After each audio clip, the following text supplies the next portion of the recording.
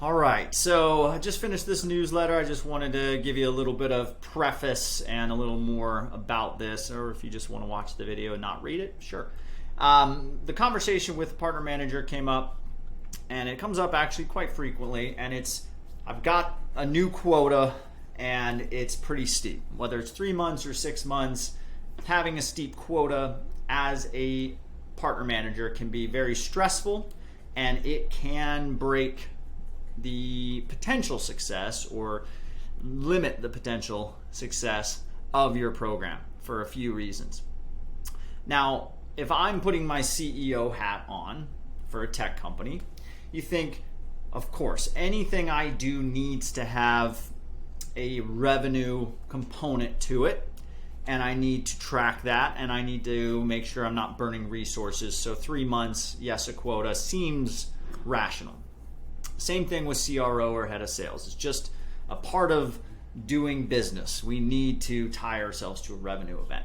Problem with that is when you tie partnerships to a revenue event too high too early, you are turning your partnership team into a sales organization. That can be seen as a positive thing in terms of they're focused on revenue. But what ends up happening in real life, in practice, is the stress of that quota and knowing that you're tied to that revenue event makes me want to smile and dial, essentially, more or less. And if you're smiling and dialing on partnerships and on these partner team members, you are going to put yourself into the salesperson zone, is what I call it. You are either seen as someone that is a partner, meaning you're bringing value, you're making introductions, you're giving first before you ask, you're bringing the partner into projects, co-marketing, co-selling, etc. Or not. And if you're not seen as a partner, what do you think they're going to do when you email them? What do you think they're going to do when you ask them to get on a call? They're going to say no, because the last time you did that, all you did was ask me for business and ask me for leads. So instead, and this is where okay, Alex, what do I do? I have this conversation here. You go to your CEO, you go to your CRO, and you let them know, instead of focusing on those sales leads, essentially, which is I'm going to go through and burn through my stale partner list asking them for business, then I'm going to go through my active partner list and ask them for business.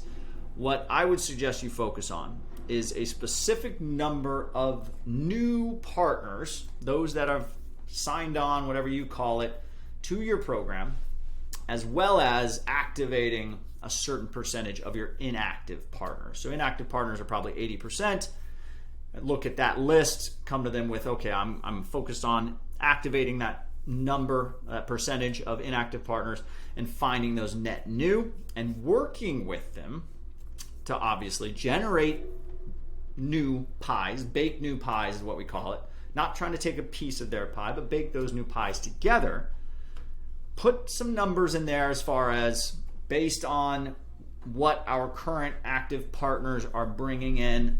I believe this strategy will net us blank by the end of next year. And they're going to say, we can't spend that money till the end of next year. And you say, okay, well, let's put that into context of what I think I can do now versus 6 months. The end goal is to change that 3-month quota into a 6-month quota to give you more time, and so you're not having to ask your partners for stuff before you even have the time of delivering value. You don't have enough time to deliver value. You can also add to that, I've researched free tech and other resources I can use to save us thousands of dollars. So you're not coming to your CRO with, okay, I need a 20 grand for PRM and I need bunch of market development funds. You're saying, no, you know what? I realize you're giving me this latitude. I'm going to run a tight ship. I'm going to build a lean program that's built on this reciprocity flywheel. And I'm going to put together events with partners. I'm going to create awesome content, which will bring us more exposure. And I'm going to introduce our savviest partners to our product team so we can influence the roadmap in a positive way. Roddy White said it best in our last year's accelerator. We need to treat partnerships like a bank account. deposit before you withdraw. You can't go in and take what's not there. The bank account has to be built. The bank account is reciprocity. You need to give before you ask.